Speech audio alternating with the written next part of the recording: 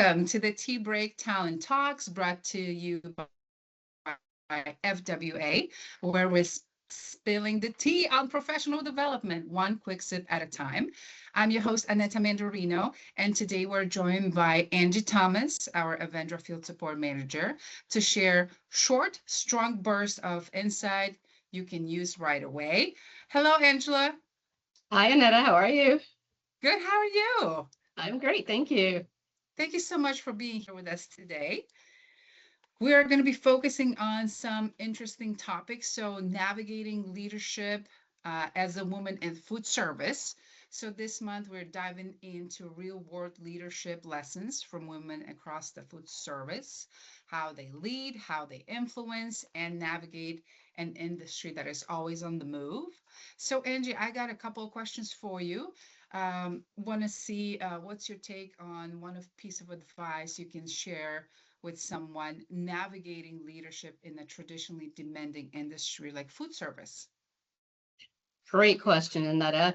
I would say trying to navigate leadership in food service is not easy, but I want people to remember to treat each person separately and not as an overall group because everyone learns differently. And you have to be able to sit down with each of your mentees and show them, I do want to take the time to learn about you. I do want to know how you feel you learn best, and then move forward with the path of training that they can actually absorb instead of just saying, here's your training guide, go for it. And then when you do that, you learn that this person is a visual learner. This person has to actually complete the task with you there. So, everybody's not the same. And it's nice to have a guide, but you can't treat people as a blanket because they can't understand the same. And I understand everybody has a different way of learning. Wow, I love this because learning is so close to my heart, Angie, and I know that not everything is going to fit everyone. So that's a great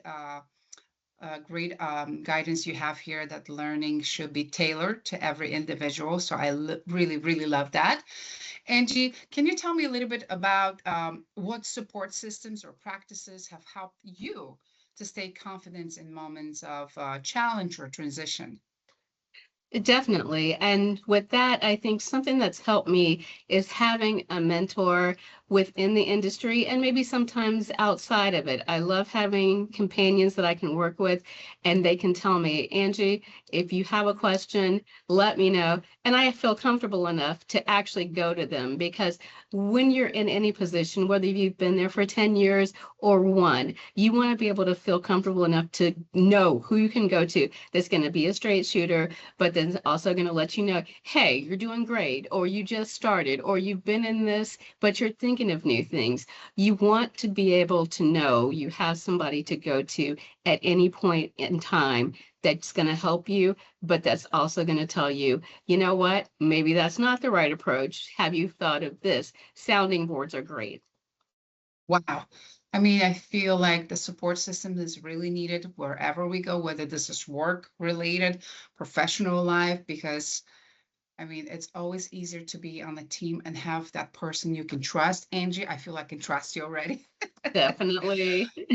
Thank you so much. And then, Angie, what would be one actionable step for organizations that they can take to create stronger pathways to leadership?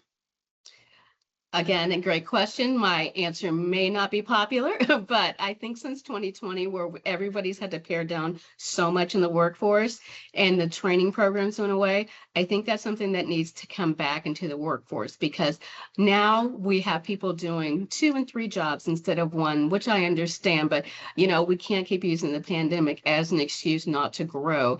And if you train your people well, you retain them. And when you do that, you have people that understand what they're doing. They know the background of why, and they want to learn more. If you train correctly, that makes somebody want to learn and grow into other positions. So you have somebody, if you know they can train correctly, then that person can train their replacement.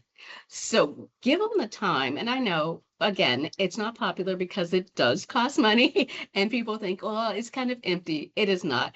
If you think of how much it costs for your turnover, and it's usually monthly sometimes. People leave jobs so quickly now that you need to understand, if I give them an environment and train them well and show them that we care, they stay.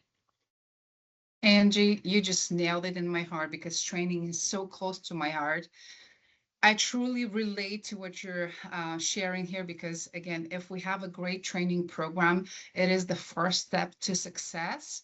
So I feel like I have an ally in you. I have my support system. And I Definitely. mean, this is amazing, guidance here from you, Angie. So I truly appreciate that. Thank you so much.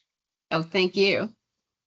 And team, thanks for so much for taking the break with us. We hope you enjoy the Talent Talks. Share it, save it, sip on it later. We'll be back next month with another maybe 3 minute pour of professional growth or longer. Until then, keep showing up, keep growing, and keep spilling the tea with FWA.